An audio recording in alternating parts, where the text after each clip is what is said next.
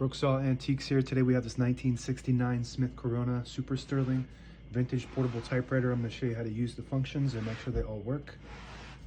Up top is the adjustable paper guide. This helps you guide the page in straight. I'm going to line that up with the edge of the platen, which is the main roller that feeds the paper.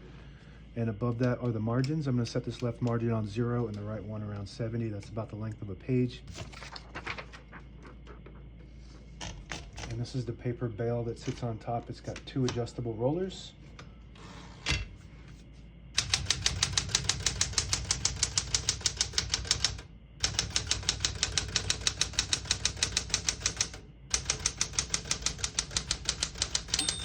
Once you hear the bell, you're at the end of the margin. Hit this line space, gets you back to the beginning, and skips 1, 2, or 3. Right now we have it on single, but if you want double, you just flip that switch back, it skips 2. Flip it back 1 more, it skips 3. That works good. We're going to keep that on single and finish typing.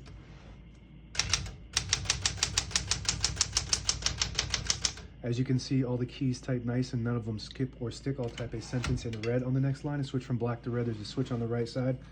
Flip it all the way down to that red square. It prints the bottom portion of the ribbon. When you have it in the middle, it doesn't print any ink at all. It just leaves a stencil for copying purposes. When you have it up top, it prints the top portion of the ribbon, which is black. We're going to move that down to red.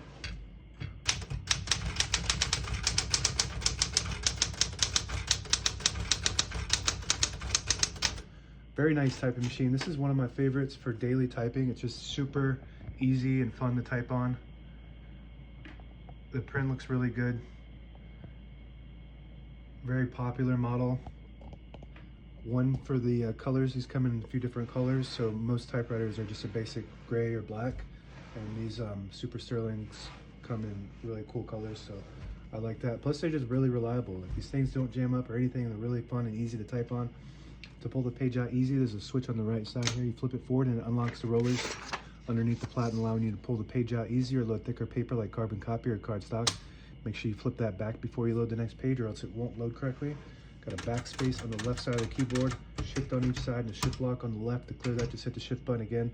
Touch control on the top left. The higher you go, the more tension there is when you hit the keys. You do have to hit them a little bit harder for them to print, but they respond faster. The lower you go, you don't have to hit them as hard to print. We're going to move that color back up to black. So when we print black. Tab on the right side of the keyboard. So right now we have a few set already. So we're going to go ahead and clear all those out. I'm just going to go to each one and hit the CL button right next to the tab. And then we're going to clear all those and then we'll set just one.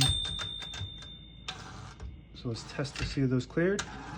Yep, and as you can see, it goes all the way to the end. These usually have a really good drag, so you don't have to worry too much about it causing wear and tear when you hit that tab button, but I always still like to keep, as a rule of thumb, one tab set somewhere in the middle, so that way when you hit the tab button it stops at that spot instead of going all the way to the end causing wear and tear. Right below that is the MR, margin release, so when you get to the end of the margin it will block you from printing. Hit that MR button and it will allow you to go all the way to the end. That works good. The spool cover slides to the front like that. All the brand new ribbon is loaded on the left, so it's pulling to the right. If you want to switch that direction, there's a little switch back here on the left side. You flip it back to pull counterclockwise to the left. You push it up to pull clockwise to the right, and that's the direction we want it to go. And on the right side here, there's a few functions here. This is your carriage lock. When you lift up the front here where my thumb is, it'll lock the carriage in the middle to protect the escapement, and the knobs when it's in the case. To unlock it, you just push it to the right. Lift up this panel here and you can access the platen removal. So this is a little lever right here. You push it up and it will allow you to pull the platen out. Get in there and clean it out or do maintenance. Most typewriters don't have that. You have to really do a major operation to get the platen removed. So that's pretty cool. Carriage release. So this is one design flaw on this, is the carriage release levers are made out of hard plastic and they break all the time.